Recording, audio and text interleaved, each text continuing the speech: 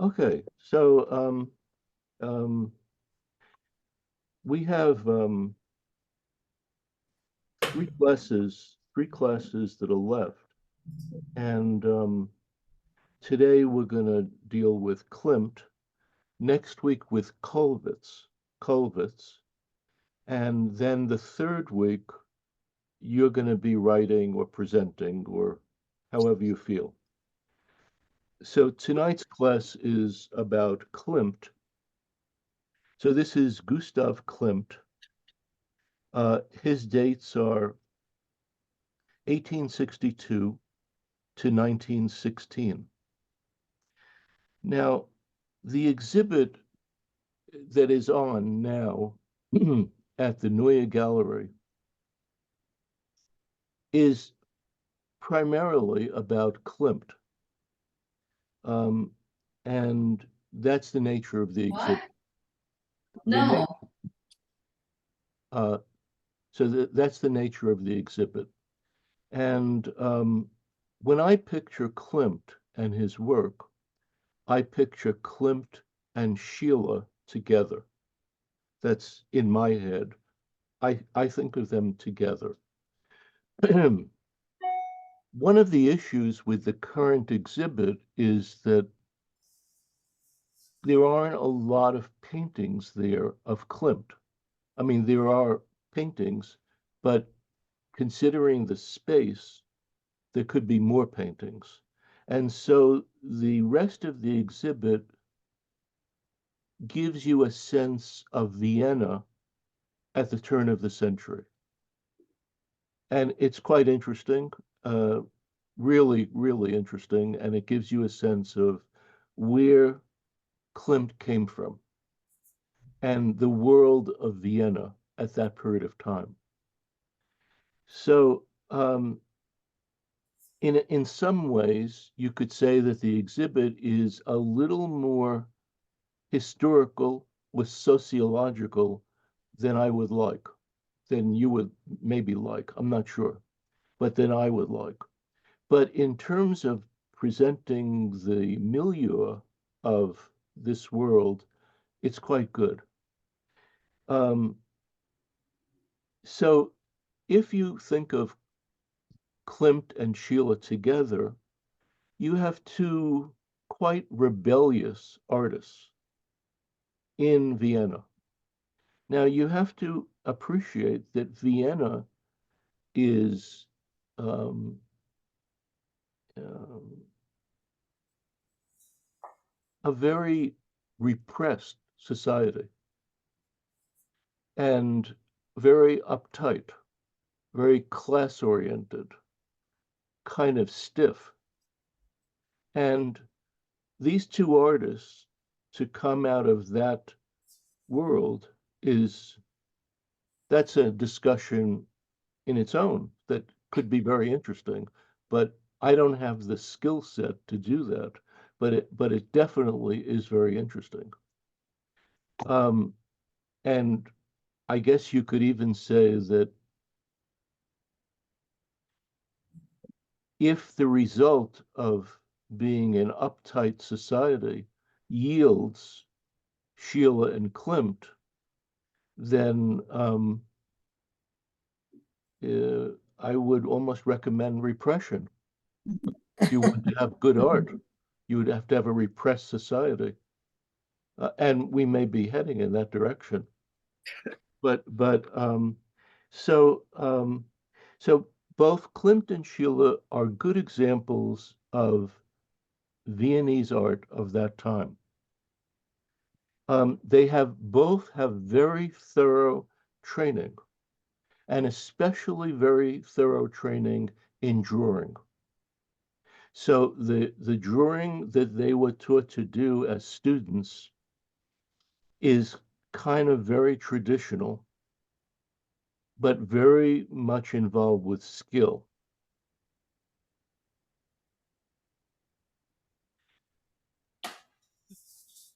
In this exhibit, you see a lot of design work, a lot of Viennese design, and much of it was created by a designer named Joseph Hoffman, and you'll see jewelry, necklaces, and even architectural motifs that Joseph Hoffman created.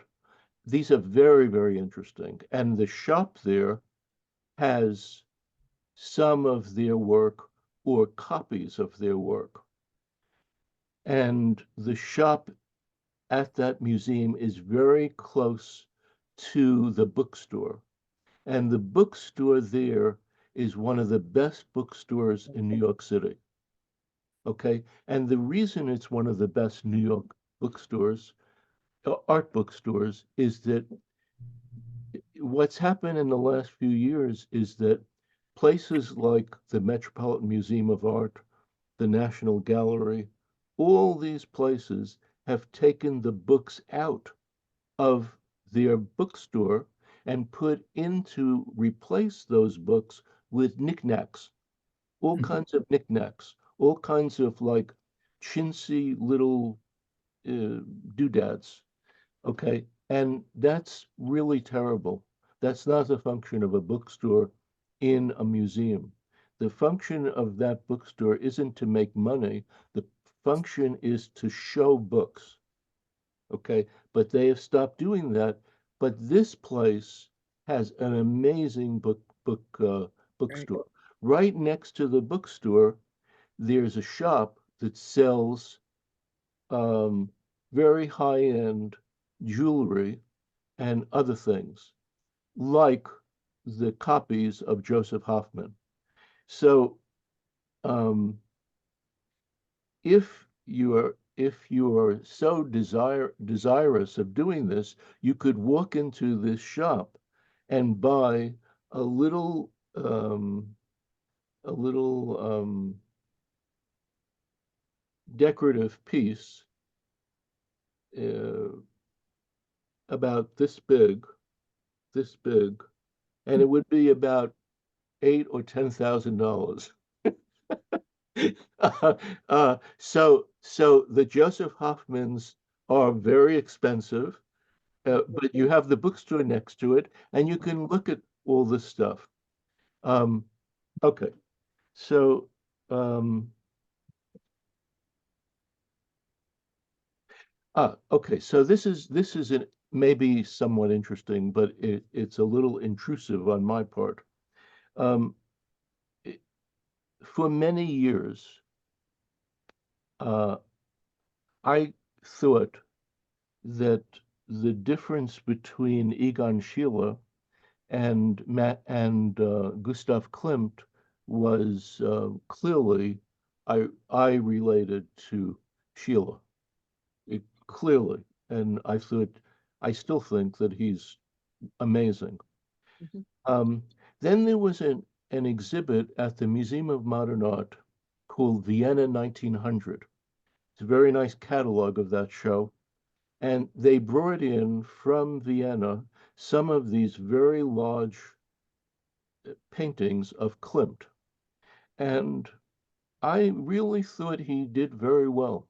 So in that exhibit called Vienna 1900, they had a whole bunch of very large works of Schiele, and they had a whole bunch of very large works of Klimt. And the Klimts lose in reproduction. Right. In person, they are very, very striking. Um, I still throw my hat in the direction of Sheila, but that exhibit, they were getting very close. Um, I put together a grouping of slides of both of them, um, and you'll see that very soon. Okay, so okay, so um, Klimt in his work in these paintings that you know of him, or the paintings that we think of as his style, really combines a lot of the Viennese design motifs with his painting. He's very influenced by Joseph Hoffman, and design. And you can see that in his work. Um, his father was an engraver of gold, and the use of gold and the use of engraving is part of his paintings. Mhm. Um, he uses gold leaf and silver leaf in his paintings. His primary subjects, Klimt, are women and certain erotic paintings and drawings, and actually, to a lesser extent, the landscapes. Hmm. Um, okay, so let's look at some of Klimt, and then when we get to Schiele, I'll give you another introduction. So let me see if I can do this. Okay, okay, so oh my God.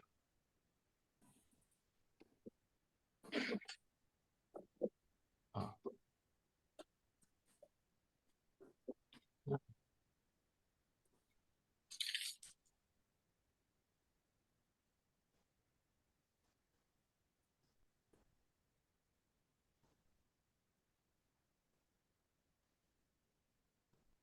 Okay, saved by the bell.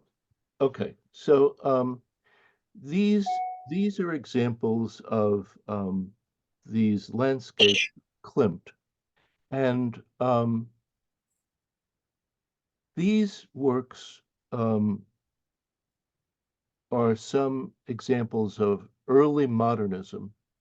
And so, in this approach to modernism, um, the painting is also connected with design, the use of paint, decoration, and other things. It's not just about paint by itself. Um, and these paintings of Klimt use design elements, and many of these paintings are square in format. Um, okay, so this is an example of one of them. And what I found very interesting is that after we do a group of these, I chose landscapes of Schiele to juxtapose with these. And when I did that, it struck me that both of them were very influenced by design, and Schiele's work was influenced not only by design, but by being influenced by Klimt. So this is the next one.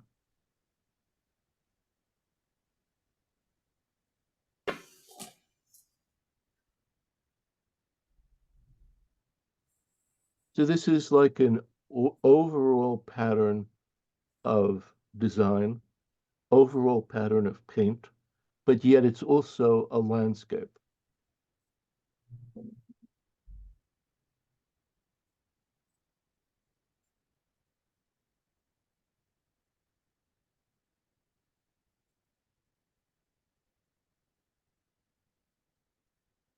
These reproductions on the screen, at least on my screen, are slightly bright.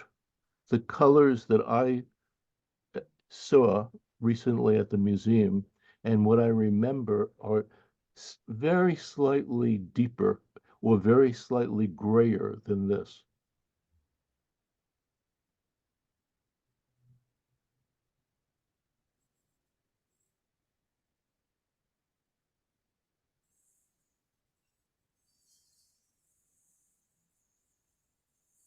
So Klimt is maybe 30 years older than Schiele. Um, Klimt is born in 1862, Schiele in 1890. Schiele is spelled Schiele. So this is another painting of Klimt coming up.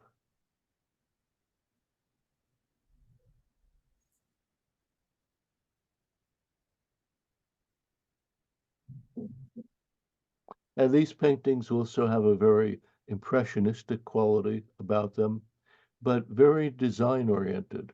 And if some of you went to the museum, if you were looking in the displays, you might have seen bracelets and necklaces and other pieces of jewelry that had a certain kind of design to them. I think the design would be Art Deco or I can't remember or Art Nouveau, Art Deco, Art Nouveau, beautifully designed, and there's some of that in these paintings. Um, so the next group I have is of Schiele, and so Egon Schiele was born in 1890 and lived to be 28 years old, dies in 1918. Um, I, from many years of responding to his work, I actually know a lot about Sheila, much more than I know Klimt. Um, uh, please, please uh, mute the machine. Oh Um, so he dies in 1918 of the Spanish flu, wow. and as I said before, or maybe I didn't say it, he's one of my favorite artists. Um, and like Klimt, he is schooled in a very conservative drawing tradition. Um, from his his mature work dates from 18 uh, from 1908 to 1918.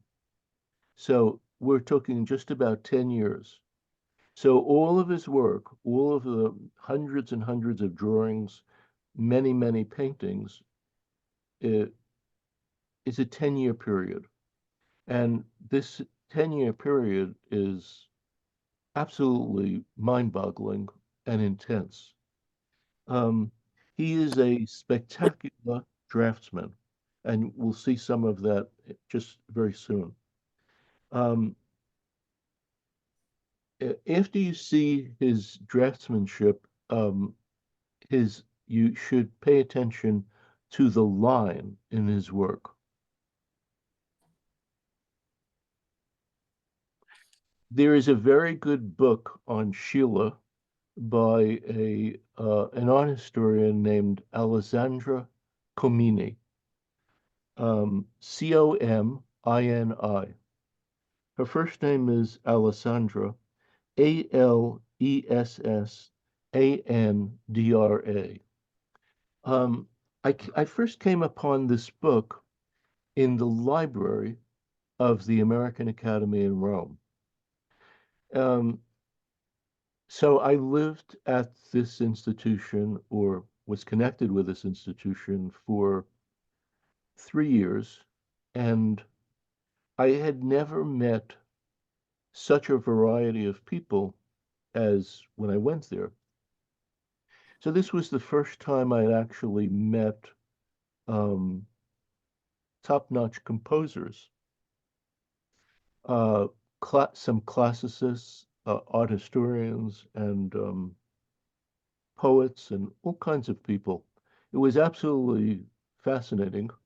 And part of the idea of the American Academy is to bring a variety of people to Rome to be uh, involved with classical art, painting, sculpture, etc., but also to be involved with each other.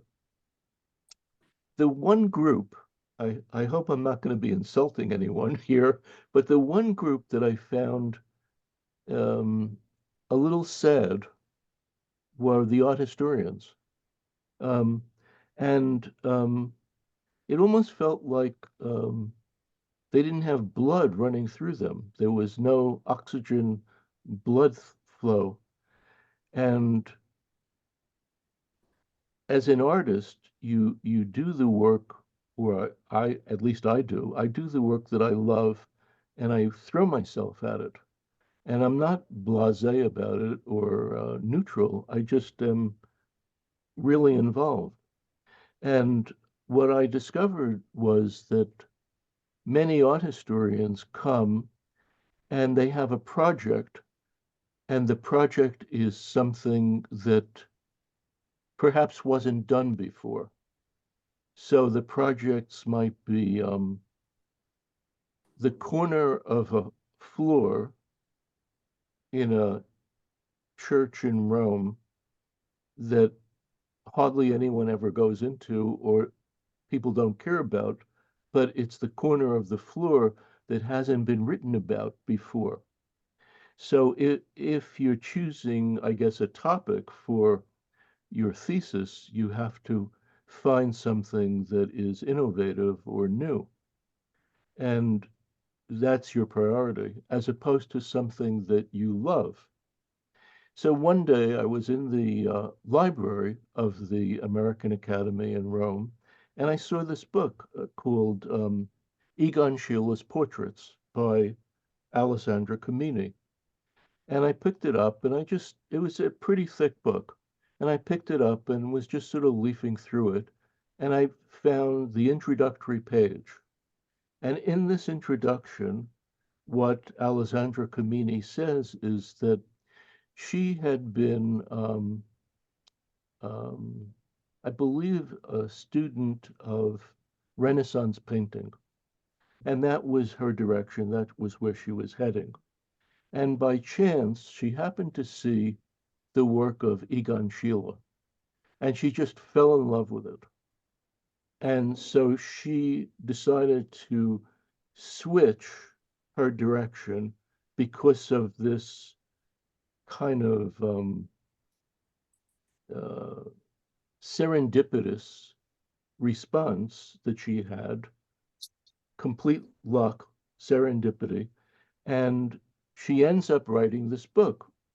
And what is wonderful about it is it has heart, it has enthusiasm, it has pulse, it has all the things that someone should have when they write about art. And she's connected. You feel that in the book. And it also has a scholarly part. So Egon Schiele's sisters outlived him by 60 or 70 years. Okay, so she goes to Vienna and interviews his sisters, his family, and all of this is footnoted. Okay, so she has all the footnotes, she has all of the scholarly response to life and art, but the main feeling you get is the heat of her feelings. And I really just loved it. And it made me feel that it was possible to write about art and to write it with a lot of feeling. Um, so, okay, so here are some of Sheila's landscapes. Again, I believe, as with Klimt, the landscapes are not the first thing you think of when you think of Sheila, but here are some of the landscapes.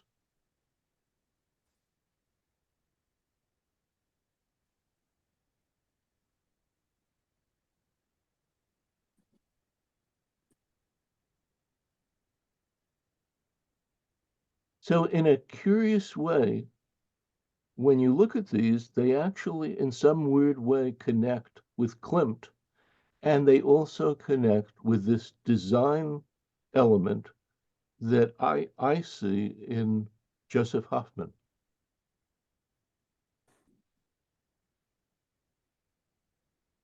And up until this class, I didn't realize how close this is with Klimt's work. So these are Klimt and Schiele landscapes. So then I thought to follow it up with paintings of Klimt and Schiele. So this is the first painting.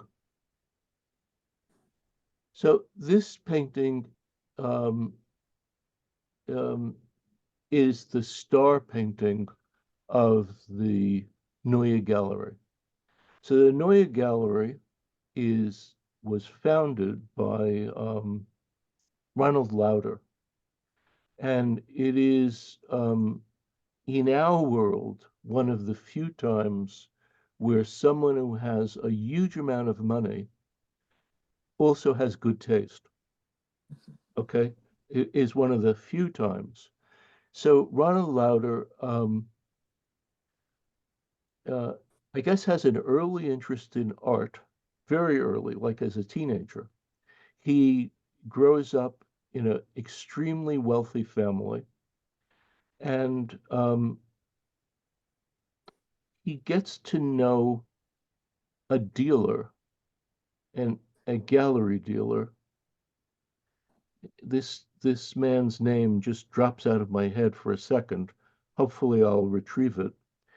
But this gallery was around, really around the corner from Stempley Gallery. When the gallery is called the man's name is called Serge Zabarsky.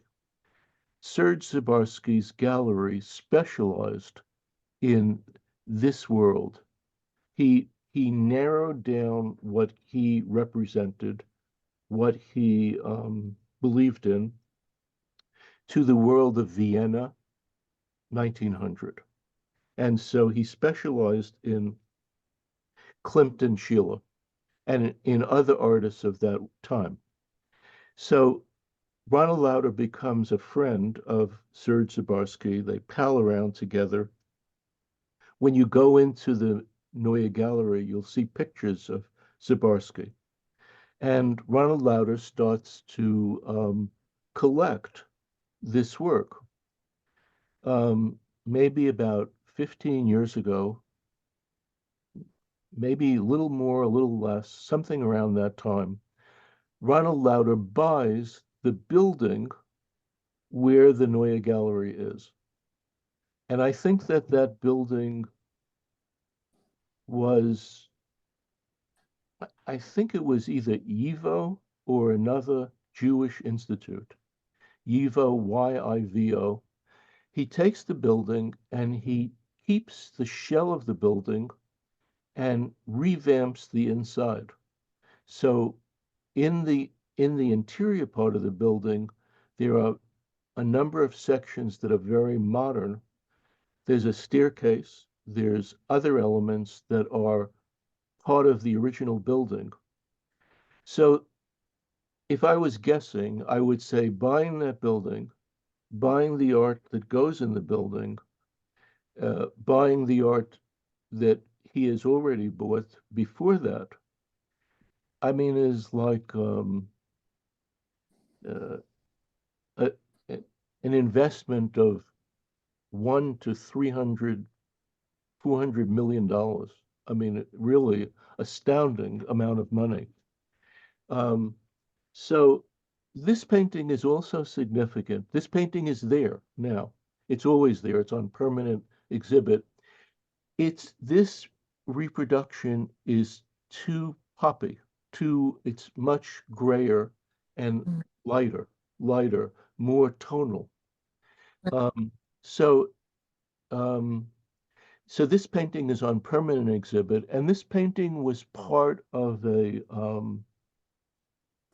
judicial argument or judicial um, dispute because the painting was during the Second World War or events leading to the Second World War. This painting was confiscated by the Nazis and put into the National Museum of Austria. And an heir to this woman, uh, a descendant of this woman, quite an older woman, sued the state of Austria to get this painting back. This suit took years and years and years, and there's some nice documentaries about it, and I think there's even a film about it. But it's actually a true story, and this is very, very complicated uh, because this happens all the time. It's not just Nazis. If you go to uh, the National Gallery in London, there are hardly any paintings in there of English artists. All the other paintings are from different countries, and the sculptures are from Greece or wherever, all over the place. So this is not so easy to prove. But so this painting, the heir to the estate won the um, decision, and then Ronald Lauder bought the painting from her. So I believe that he bought this painting for like maybe $125 million, that one painting. And so this whole museum is like a huge amount of money running into this. Um, so this painting is really spectacular, and that you could see in person. So, for instance, this painting is not there, but you have to imagine uh, the oomph of this painting or the mm, pizzazz of it, the energy in it is very similar, or maybe slightly different, but can be related to the first one you saw. And then here's another one. Uh, I think this painting might be in this exhibit or something very similar to it. Um, okay, and then you have this one here. So the Klimt paintings are very decorative, and I think that they don't reproduce well. I think in person they have a much more energy and much more life force. So many of these paintings are in Vienna, which which is a place that is full of art. It is absolutely an amazing place to visit. Um, I have visited that city 3 times, and it has an amazing amounts of art and music there, and lots and lots and lots of ghosts, ghosts that haunt Vienna, if you believe in ghosts. Um, so this is another painting of Klimt. So all these paintings are maybe, if not life size, almost life size. So all these paintings are large. Um, okay. Now this one, uh, I can't figure out if this is a print of this painting or it's the original, because I, I kind of feel that the original is even lighter than this. But you could see the difference between the first one that I showed and this one. Mhm. The this painting has an interesting frame on it in the Neue Gallery. Okay, so that's Klimt. Let me say a little bit more about Schiele. Um, so this is Schiele. So this is also a very large painting, and Schiele is more expressionistic, more heated up, more tragic or darker, definitely darker. Um,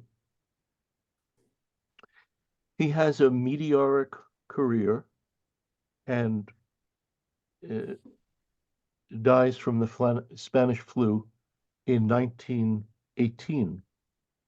Um, the Spanish flu um, killed many, many people in Europe and around the country, around the world.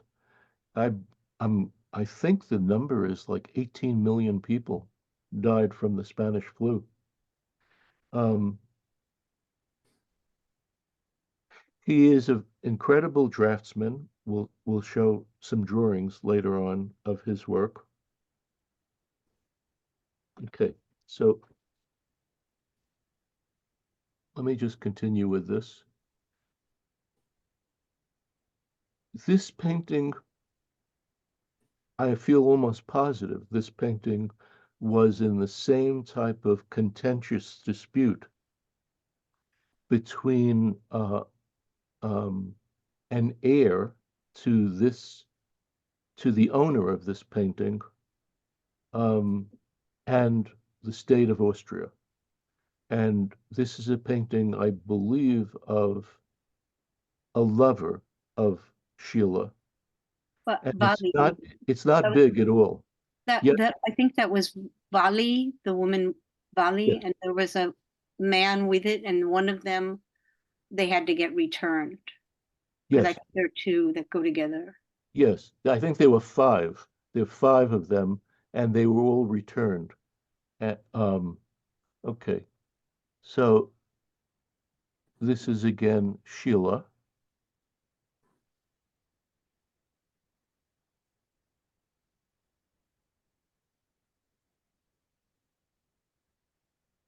Schiele was in person, from photographs, seemed almost like the James Dean of Vienna, the James Dean of that particular period of time. There are many, many self-portraits of Schiele where you can see this.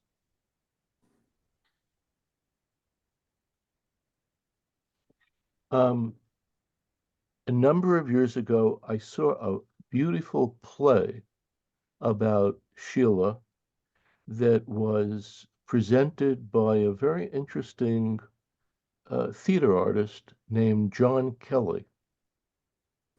And in this play, he becomes Schiele, and he makes his face and his body uh, change into Schiele. I don't know if it's available online or somewhere, but it is absolutely riveting and fantastic. The name of the play is called Pass the Blutwurst Bitte. Pass, P-A-S-S, the Blutwurst, or blood sausage, please, bitte. And it's a remarkable um, play. I've seen this two or three times uh, in this within the space of maybe 8 or 10 years. Um, he actually looks like Sheila, but he then gets to look more like him and more like him and more like him until by some act of sorcery, he is Sheila. So this next painting, I just love this painting. This is like phenomenally intense. Like this man looks like he's been electrified. Um, uh, this is a painting of an artist, a friend of Sheila, whose name is Paris von Gütersloh. Uh, so Paris, Paris, von, small, Von, Gütersloh is like Gu, I think, uh, Lisa, one T or two? Gütersloh. With two T's, I Two think. T's. Okay, two T's. Guttersloh. And you can see the passion and the um, energy and the frenzy and psychology going on here. So the overriding quality here is not decorative. This is some other other way of approaching art. Okay, so now maybe do you have a question at this point? Any questions or comments? Okay, so now I thought I would show some drawings of Klimt, and draws very well. And in the exhibit, there are some drawings that are very well done, very beautiful drawings. So this is 5 or 6 drawings of Klimt.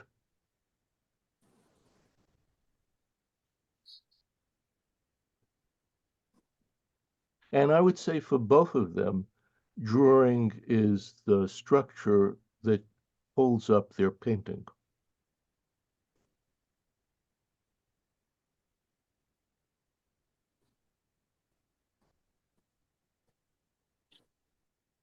I'm sorry, this is very slightly out of focus. I'm sorry about that.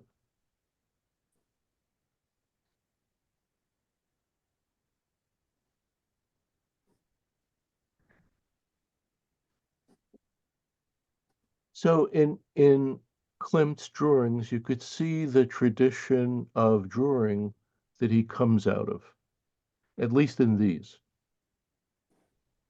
He did another series of drawings, which um, I I should have included, but this started to get very long. But he does another series of drawings, which are drawings of the nude, usually female, and in many cases quite erotic. Um, it was just an oversight on my part. They're beautiful drawings, very linear.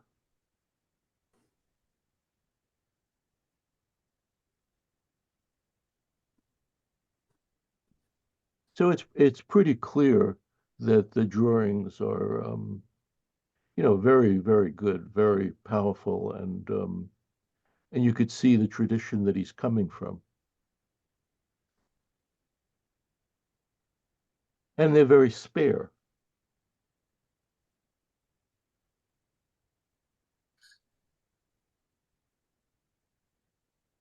Um, he very much plays with the design in these, so they are austere and out of focus and then quite in focus.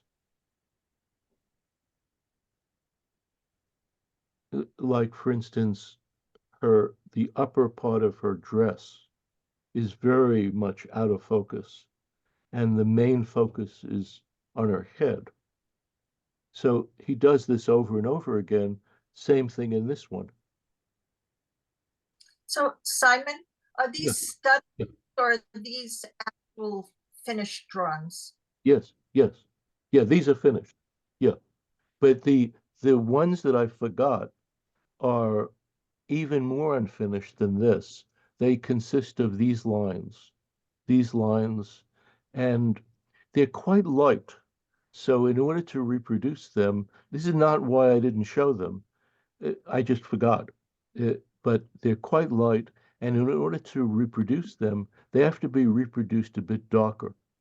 Like I would say that these lines are probably a little lighter than what you see here. And do you know if he was doing these drawings? Was there a purpose behind them? Was this just play, or was this practice, or was it um was Uh, there a purpose? so in this period of time, drawings were done usually as studies for paintings. I think with these two artists, they just love to draw. So many of these are not studies for paintings. Um, they're done just independently to do the drawings. Um, So that's that. I'm pretty sure I'm correct about that. So these drawings, I'm following these drawings with this grouping of drawings of Schiele. So these are more pushed, more avant-garde, more crazy, more overwhelmed with life or with a kind of weird energy. So this is a drawing which uses watercolor or gouache in it. Maybe pencil or crayon with touches of gouache and watercolor. Gouache is an opaque kind of watercolor. Okay.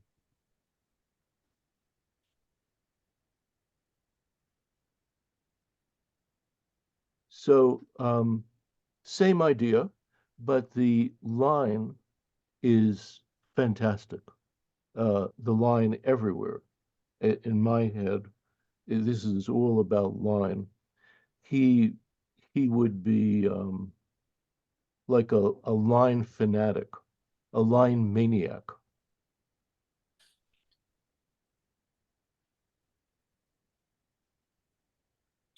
This is another one where you could see the line.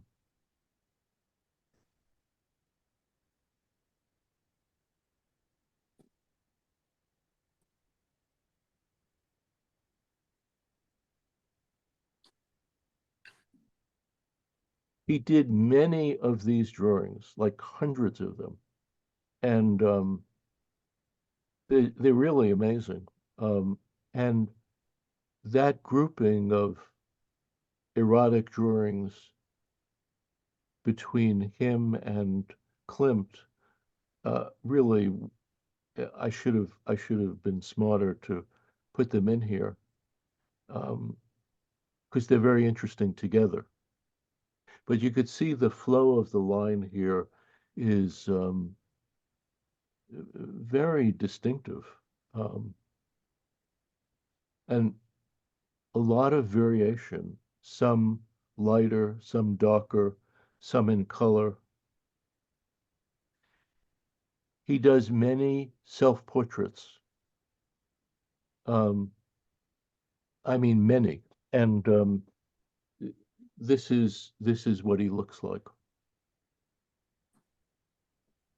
Oh, sorry. And most of his work is in line. So he's not using shading in a way that is similar to Klimt or is similar to what he was taught in school. So he breaks with this tradition, and that's not so easy to do.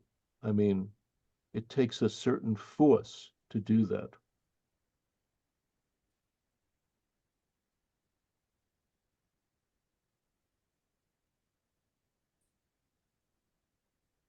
And this is the last one that I have of Schiele.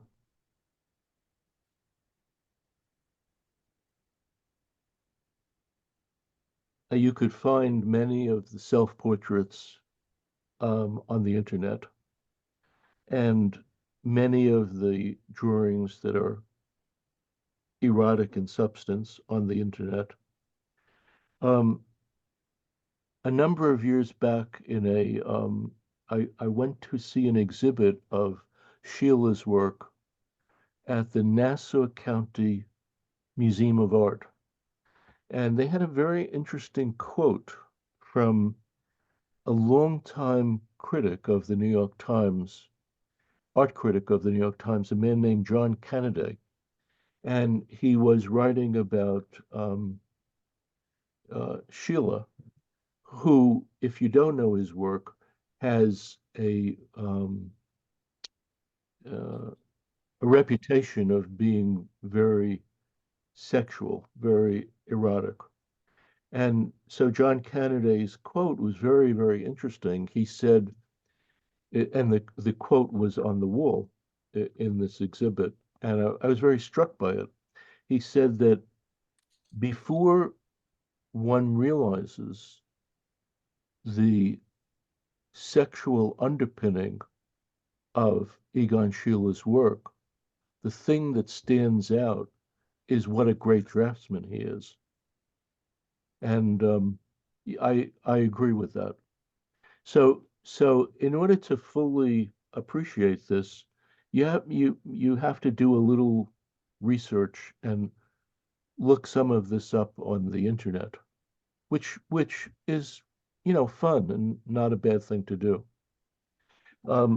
So if you have questions or comments, let's hear if you can, because this is as much as I've prepared.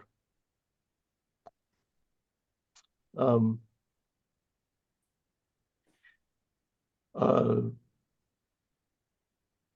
Bruni, do you have a question?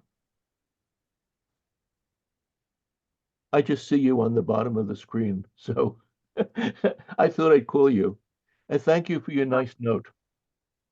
Oh, you're welcome. I really love his work. His line is amazing. Do you know of anyone who draws better than him? Andy Warhol. Andy Warhol? I I I I think he's He's up there. super. One of the criticisms of his work is if you look at these self-portraits and you look at other self-portraits, is that he is very narcissistic. Okay. Hmm. Now, I that doesn't bother me, and I No. would say that even if you agree that he is narcissistic, my feeling is that he's a real narcissist, not a fake one, not a wannabe. He's a real one. Um, I don't I in terms of contemporary and in terms of the human spirit and the emotional range that people have, I would agree. I think there's no one like this. I don't think so. Well, Yeah. I Simon, mean, you could argue with it, but Ron, yeah, I'm speaking from having had the experience of living in Prague for 9 months when I was in medical school and living huh, in a district there up on the bluff, Bubinec, which is populated with homes, private homes, which were all decorated in stucco with patterns and yes, huh, designs which were wow, almost like what one would find in a children's book, huh, fanciful, related to Czech folklore, and huh, very, very much in the spirit of the Art Nouveau. And the when you see that work in situ, when you find public buildings that are just intensely decorated in that style, you find many of the same elements. That is abstraction of fabric, the mucha prints that you see, very sensual, very colorful. That I don't. that's so interesting. I somehow don't see Schiele as being quite so unique, but very much a product of his environment. Klimt, I think, has something else going for him that design-wise, I think that's Yes, I would agree. But you I don't want to go off in this direction, but okay. Sheila actually was arrested for pornographic drawings. And there is a book which I have, which was written by the same author, Alessandro Comini, which it's a small book, but it's a very interesting book. and it's called Schiele in Prison. And it's drawings that he did while he was in prison, charged with this crime. And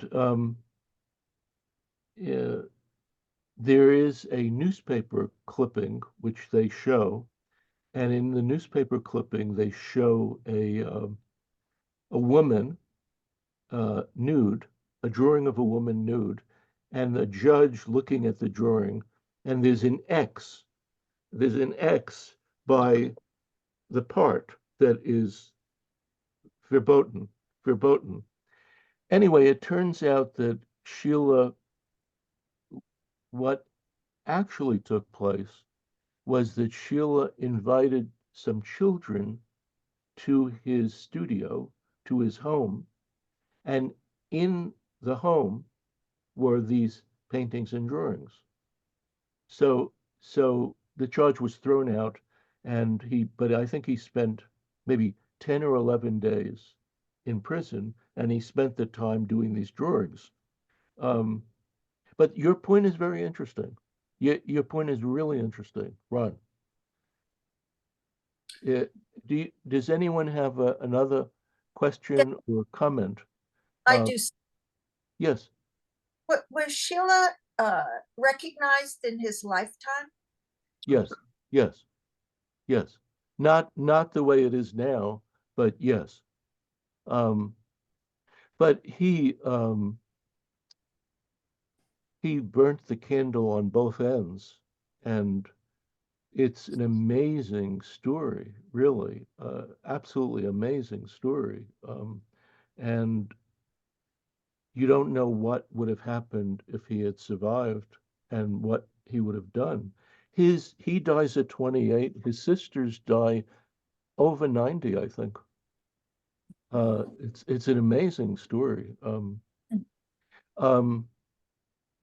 Len, do you have a question or a comment? Just that I love both of these artists. It's the sensuality of the work, you know. It's like there's sexuality, but there's such a deep perception of just the beauty of things, and a daringness to Yes, portray it differently. yes. Well said. Well said. It's the audacity or the Yes. pushing your buttons part. Um, how about Frank Horton? Any comment? No, just love love them Just both. listening? Yeah. Okay, good. I'm still kind of taking them in. Do you know these artists? I know Klimt. I didn't know Sheila, but I'm kind of bowled over by him. There's something so So what? bracing, kind of Yes, like yes, you yes. kind of there's a Brazen is the right word. There are many books out on both of these artists, and um,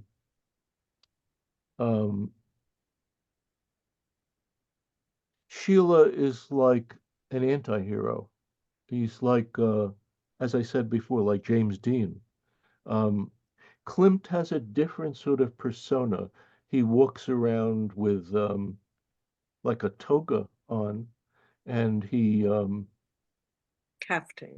there's something very upper middle class about this man.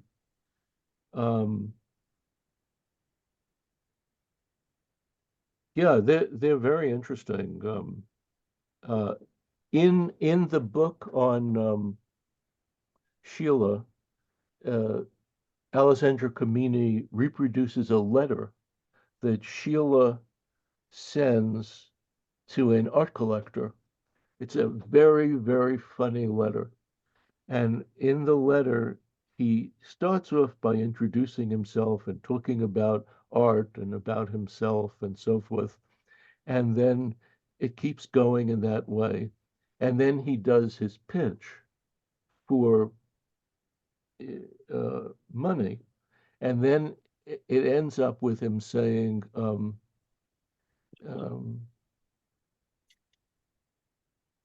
so you owe it to me. You must support me. You have to do this. okay? And it's colossally narcissistic and very funny, very extremely funny. Um, well, who else can I, cool. How about Frank, the other Frank, the original Frank? Oh, I would never claim to be the original. Well, my original Frank. Let's go. Anything you want to say or add or I feel like my mostly when I thought about Gustav Klimt, it was images like The Kiss, Adele, yes, the yes, pregnant woman with a lot of the gold rectangles and squares and beautiful shimmering looks. But last fall, when you encouraged us to go to the Neue Gallery to see the Max Beckmann exhibit, I was really surprised to see Klimt's landscapes, and it really kind of opened up my eyes to, like, his other work. Also, that painting you showed earlier of portrait of a young girl that is hanging in the Metropolitan Museum, that struck me as really unique, and it really opened my mind about Klimt's range, and it was really fascinating to see. yeah. You know, if you haven't been to that museum, the restaurant there is slightly to somewhat pricey, but Mhm. it's really a good restaurant to go to because it's much less pricey than going to Vienna. It's much less pricey, and you have the same kind of Gemütlichkeit. Right. You have the cafe with Schlag and a certain kind of old world gentility, and it's a wonderful place to go to. It's Mhm. named for Serge Zabarsky. It's Cafe Zabarsky. Yes, yes, yeah. So that I recommend. The bookstore is super, and I would doubt 100%. I would doubt that that museum pays its own way. So probably every single exhibit is an exhibit at a loss. I would say a huge loss. So it's probably run by some foundation that spins off the money to support this. Each exhibit has a book devoted to it, and all the books are produced with a similar design, black with white dropout letters and gold. Okay, I think looking at my bookcase, I must have 25 books from the 10 or 12 years of that exhibit of that the institution being around. Um, Mm. this is amazing. And Bruni, in her note to me, uh, it was a very, very lovely note, but she was commenting on how come she doesn't know about this? How come she didn't know about new objectivity and to the extent? And uh, this is a very interesting question and point because um, the world of contemporary art is very dominated in the French direction or American direction. This new objectivity is comes out of Germany. It has a different origin point. Um, I relate to it, and I like certain art in other countries that relate to it. But it is not um, abstract expressionism. It isn't Mark Rothko. It isn't Jackson Pollock.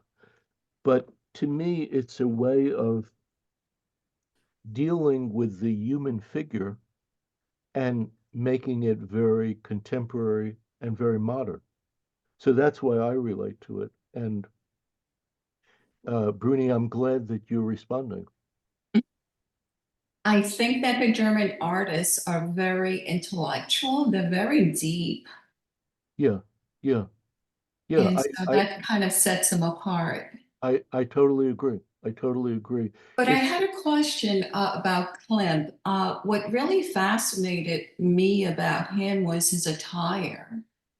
That he wore this painting smock. He looks like a priest.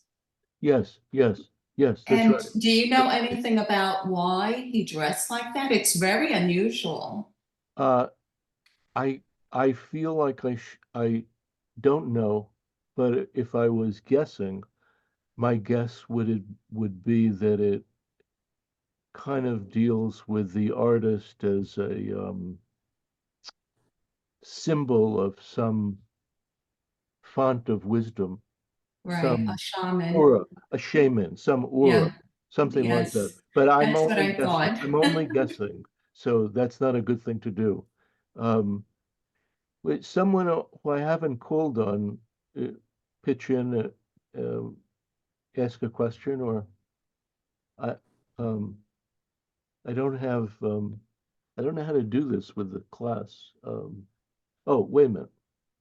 Yeah, I got it. Ah, okay, Anna.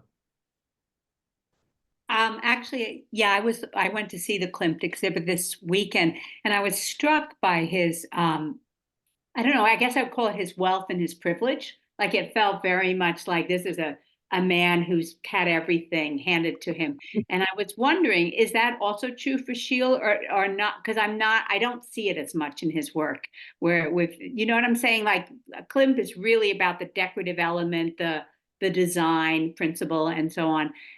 Whereas Schiele's work to me is more about this portrait, or this telling us a story about his emotions in relation to these people. Very Your guess is very good. Your guess is very good. Sheila's life was very iffy. And the letter that I mentioned, the reason he writes this is he's on hard times. ah And uh, 40 or 50 years ago, you could buy these drawings for very little. And in that period of time, it is escalated tremendously.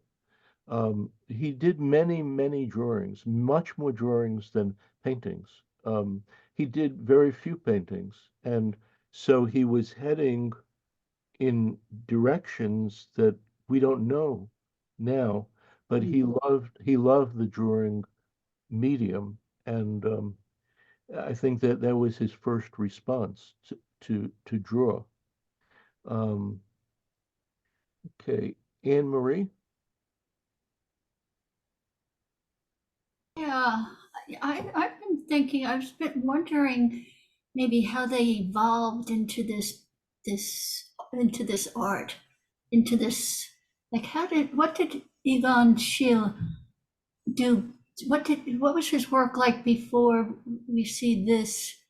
I mean, it's so particular, it's so unique, it's so, how did he get to this point of creating such That's a a, that's an absolutely great question. So in all of the Sheila books that I have, you see these very traditional drawings, well done, but very traditional. And then there's a break between those drawings, and there's a transition area from those to these. So the transition area is it's getting more quirky, getting more edgy, but yet you feel this way that he's been taught how to draw. And then there's another break in which he arrives at this direction. And how he arrives at it, it's really hard to know. I'm a real fan, and I've read a lot about him, but I can't say. I mean, it would take a different kind of expert to say that. But um, I don't know, but they're very exciting and electrical works, and uh, I am very taken with it, and he brings a new life force to figurative art. That's that's the thing that I find incredibly appealing about this. definitely. Did he express any interest in Otto Dix and his style? I think it's super connected. I think it's absolutely connected, but did he know Otto Dix? Not sure. Possibly he did. He probably knew the work of Beckmann. He might have known the work of Otto Dix. He probably knew the work of Edvard Munch. And another artist that is surprising as an influence in this period is Hodler, Fernand Hodler. Hodler, Hodler. And his drawings and paintings are very pared down and very minimalist. So he could have gotten something from these, but he's really his own person. Um, I mean, I could have done four classes on him alone. So this is really like skimming the surface. And for those of you who like to use your curiosity and look things up, you really should look both artists up, but especially Schiele. I want to call someone who I haven't called before. Evelyn, do you have a response or question or just a hunch?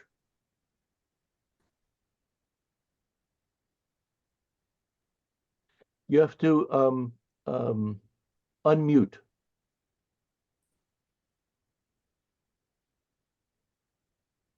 Right, sorry.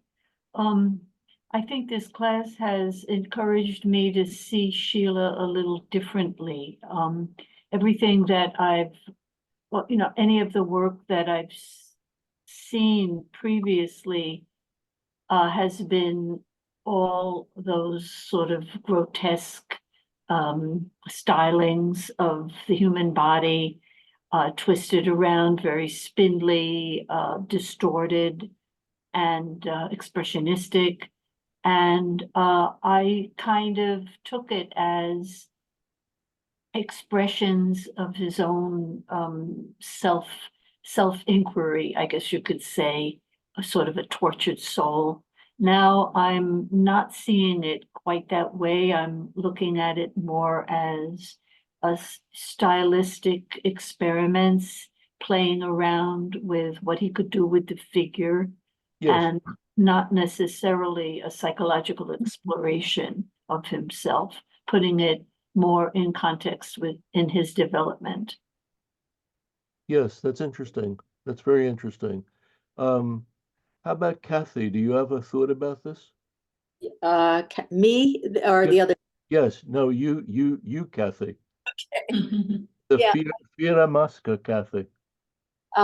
Yeah, I love the drawings. I mean, I love drawings, period. But I like the way they're handled with the both Klimt and Sheila, with the head more rendered in a sense, and then the clothing more in a linear calligraphic line, which reminds me of Aang, That's and right. That's yeah, right. and That's right. I love Aang. So I love the drawings. Yeah, Yeah. yeah.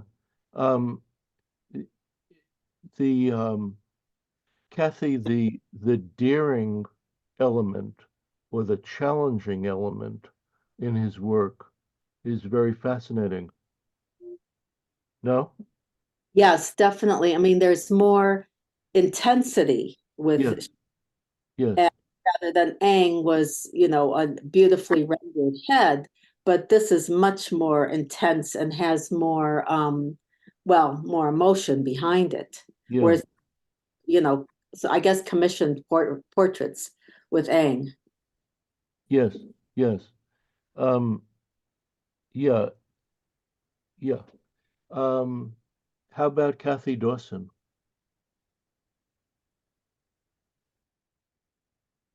I can't hear you.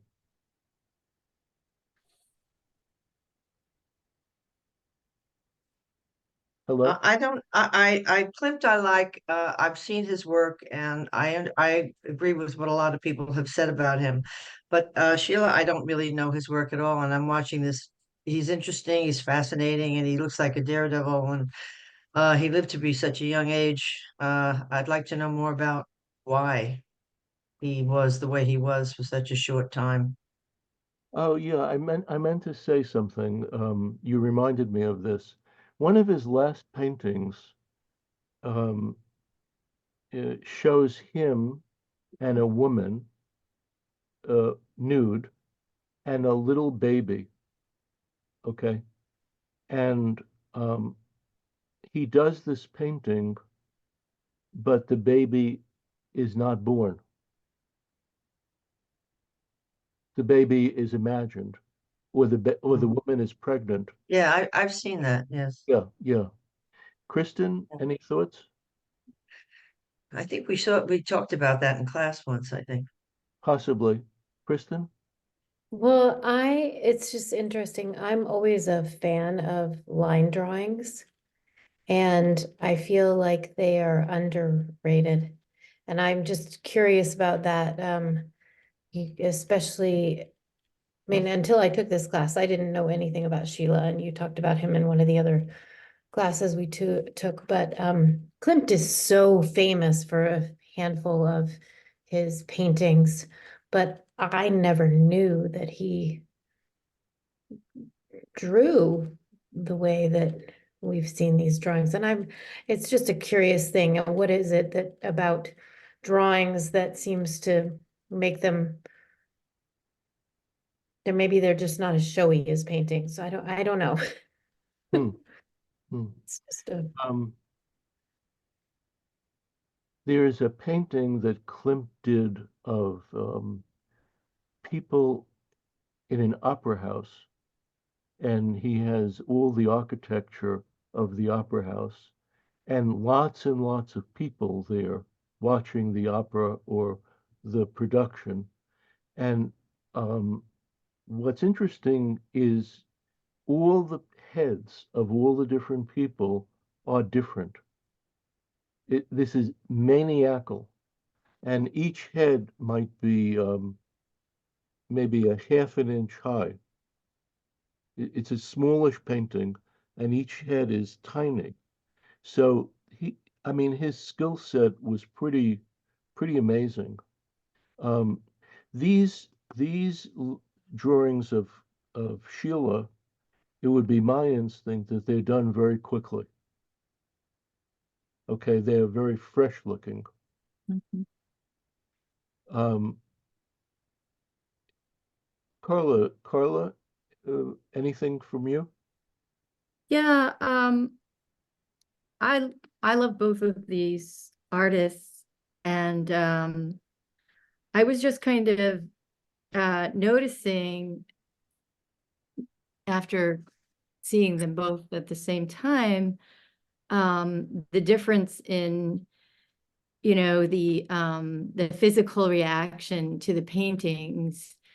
I started noticing, I've always adored Klimt's portraits, and the floral patterns, and the endlessness of that. And then I guess I just realized that this isn't meant to be a negative. They're sort of sterile, really. They're kind of like dreams. Just gorgeous. Gorgeous and sterile too. They make me feel safe. Whereas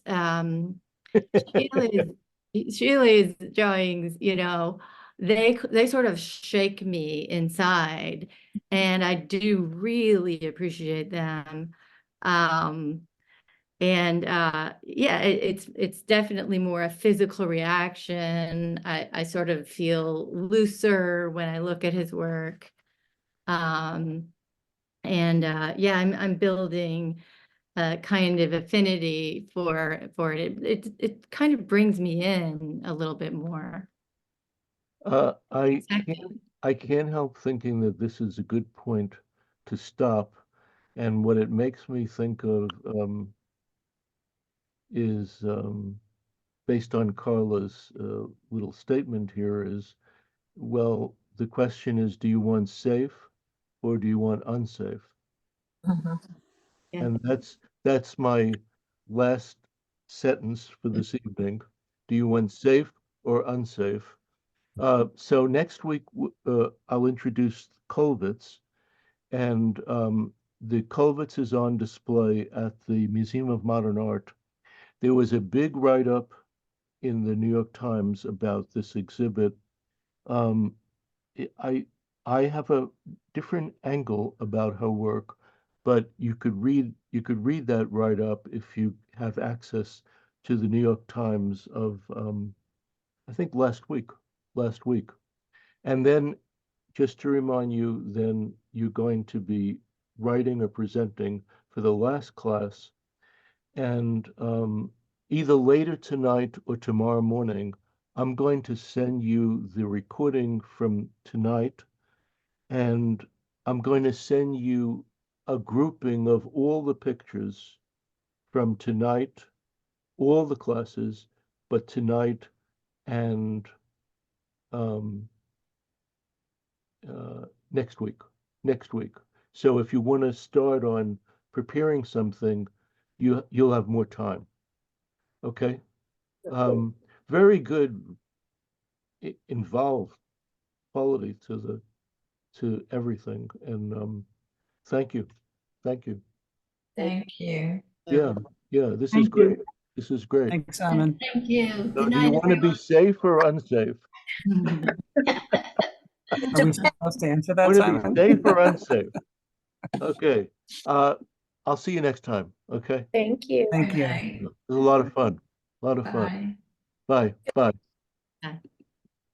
Good work. Bye. Will the next papers then just be on Sheila, Klimt, and Kolvitz, or? That's right. Just those three. Just those three. Yeah. Comparing two works, either of the same artist or of two artists, or of two. Yeah, and that one of Vali Neutzil, his Yeah. lover before he married Edith. Yeah. It was a companion piece to one of himself. So there were That's the two right. of them looking at each other. But Well said. Vali was left in New York for many, many years and was recently back at the Leopoldstadt. You're absolutely right. You're absolutely right. So Rita, do you want to be safe or unsafe? Depends on what you're referring to. Your safe word. That's a perfect response. We're going to leave it at that. Anyway, have a great week. What is that? This is Gütersloh with one T. It's Gütersloh. Gütersloh, yeah. No, he was Okay. He's sounds 7 years younger than Sheila. But this question of influences, I think, is really important. But only a biographer would really be able to help with that, I think. Ron, with that painting that Sheila does of him, doesn't he look electrified? Yes. Yeah. In the electric chair. What's he done to deserve that? Well, it was unfinished also, so maybe he would have, who knows what it would have ended up. Lisa, say it again. It was unfinished because he died. Oh, I see. I didn't realize that. Yeah, I didn't realize that. Huh. I just. Paris von Gütersloh. Gütersloh, yeah, Gütersloh. Great. There's still time to come to Washington and see the Bonnard show. Yes. Are you in Washington, Ron? Yes. I am too. Have you seen it? 3 times. Oh, okay. You Yeah. saw it 3 times? You It's saw it 3 different. times? It is so different every time. Wow. So big yeah. recommendation? Absolutely. Wow. Oh, terrific. Bonnard was one of the few male artists of that time that was sort of a knight, like he wasn't horrible to women the way like Picasso and Sheila and all of them kind of went through them. I think Bonnard was. a little- Lisa, hey, Lisa, I was looking at different things about what I was going to do tonight earlier today, and I came across a very interesting fact. Gustav Klimt had 14 children. Wow. He tied Lucian Freud. But with the same And one. he never married, but yeah. 14 children, isn't that amazing? By how many women? Well, I don't have fingers enough to count them. I mean, it's Yeah. quite a lot, but that's a lot of children. Yes. Um, A lot of paternity to pay. I don't think he A did. lot of paintings to sell. Yes. uh, Well, anyway, this was great. Cool. Thank you, and thank you. Okay. Have a good night. Okay, night. you too.